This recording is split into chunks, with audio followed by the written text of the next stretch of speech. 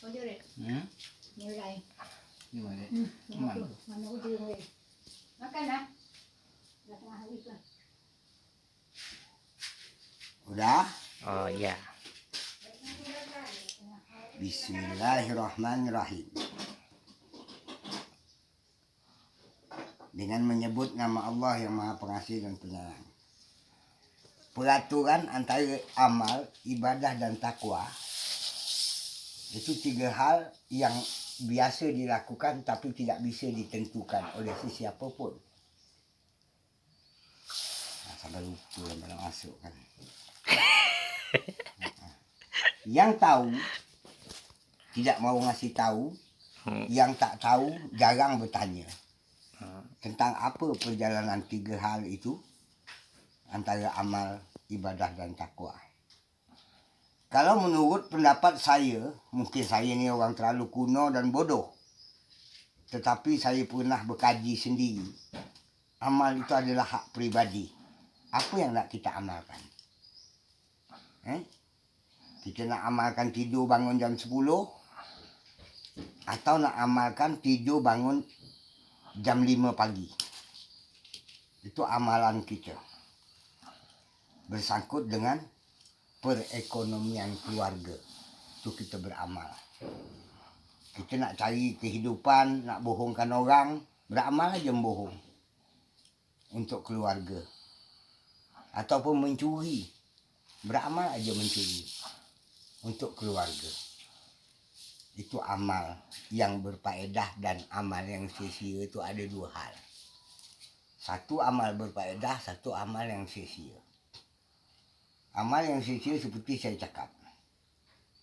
Orang yang suka minum, suka berjudi, suka mencuri, menyusahkan orang lain. Itu amal yang tidak ada faedah dan manfaat. Tapi kalau amal kita berusaha bangun pagi untuk mencukupi identitas kebutuhan hidup keluarga dan kita sendiri, mau dapat atau tidak dapatnya. Itu yang berfaedah namanya. Itu amal. Tetapi apabila kita lari kepada ibadah, ibadah itu tidak kepada amalan-amalan yang berwajib. Seperti solat, itu amal berwajib. Puasa, membayar zakat, segala macam pada rukun itu termasuk amal-amal yang berwajib. Kalau ibadah tidak tersangkut pada hal tersebut, hal amal tersebut. Ibadah itu adalah kebaikan. Kita berbuat baik kepada seseorang, dalam satu hari itu kita tidak dapat membuat baik apa pun kepada orang lain. Kita dapat senyum itu, kita dapat ibadah. Dah sudah bedah ni. Dah satu anugerah dari Allah. Itu namanya ibadah. Ya, ada jumpa kayu di jalan, jumpa orang sesak di jalan, jumpa anak kecil menangis nak jajan. Kalau kita ada modal, itu namanya ibadah. Kan benda itu tidak disengaja. Tiba-tiba kita terjumpa setembung, kata orang Melayu, dengan hal-hal yang tersebut. Itulah namanya ibadah. Berbeda pula dengan takwa. Jadi di dalam arti takwa itu banyak yang bisa menyebut tapi tidak tahu artinya. Termasuk saya ni entah tidak. Tapi itulah dalam kajian saya sendiri, takwa itu adalah alternatifnya antara diri tergantung pada 4 sifat tadi dengan Allah. Iaitu sifat nyata, kauli, fi'li, kauli dan kolbi. Itu yang saya tahu dalam kajian saya. Itu nama takwa. Takut. Apabila kita takut kesiangan bangun, itu sudah takwa kita. Takut kekeringan air nak ke laut, itu dah takwa kita. Takut ditimpa hujan, sudah takwa kita. Di tengah jalan angin kencang di tengah laut, kita merasa takut, itu sudah takwa, kita ingat dengan Allah. Ya Allah, nak berkata dengan siapa kita? Lindungilah aku dan keluargaku, hamba-hambamu yang ada di perjalanan. Itu dah takwa. Apabila kita ingat pada diri kita, kita tak ingat pada orang lain. Apabila kita menyebut nama Allah, kita tak ingat dengan orang-orang lain, saudara-saudara kita yang tidak kita ketahui entah di mana mereka berada. Itulah takwa. Jadi takwa itu amat sedikit dilakukan oleh orang-orang yang berakal. Kebanyakan orang yang bodoh yang melakukan takwa tu. Orang berakal kurang. Kerana mereka sibuk dengan ibadah. Mencari kebaikan jalan dengan jalannya sendiri. Nah, dia tidak bertakwa untuk orang banyak. Nah, ibadahnya itu kadang-kadang ditentukan hanya untuk dia. Dia tidak mengerjakan takwa-takwanya. Kadang-kadang dia cuma bisa ngajak. Sampai waktu berjalan ke rumah orang, nanti kalau maghrib atau zuhur, ayolah kita ke masjid sama-sama. Itu bukan ibadah, bukan juga, itu namanya bukan ibadah, bukan juga takwa. Kerana tidak pernah memikirkan risiko orang lain.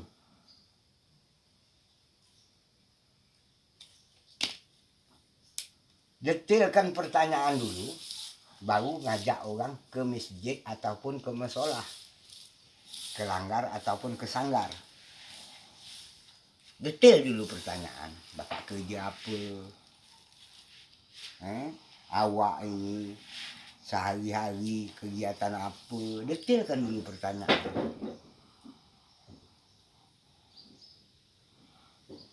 Baru tingkatkan keibadahan kita itu tadi, berbuat baik kita, baru kita ngajak. Itu baru jadi amal.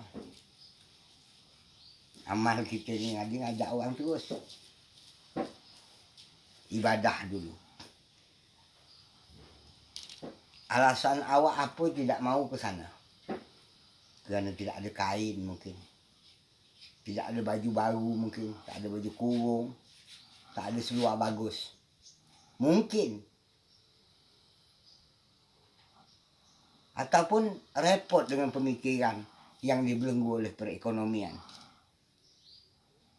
Bisa tak kita melepas pada hari itu demi mengajak dia masuk ke dalam syurga Allah? Satu hari aja dia masuk ke syurga Allah. Suka nanti. Ujung-ujung dia kena sendirinya. Dengan satu hari ini tadi kita bertanggung jawab untuk memberi orang itu masuk ke dalam syurga Allah. Jangan dipaksa. Tapi tanggung jawab kita tidak kita jalankan. Ini tadi namanya tanggung jawab. Kalaulah dia pergi hari ini, sedangkan anak kecil di rumah, isteri tua di rumah, nak jadi apa orang yang di rumah ni tadi? Tanggung jawab awak tidak selesai, awak balik tanggung. Disoal oleh senangka-senangki yang tinggal tadi. Itu yang ditakutkan. Maka anak-anak, kalau berfaedah cerita ayah,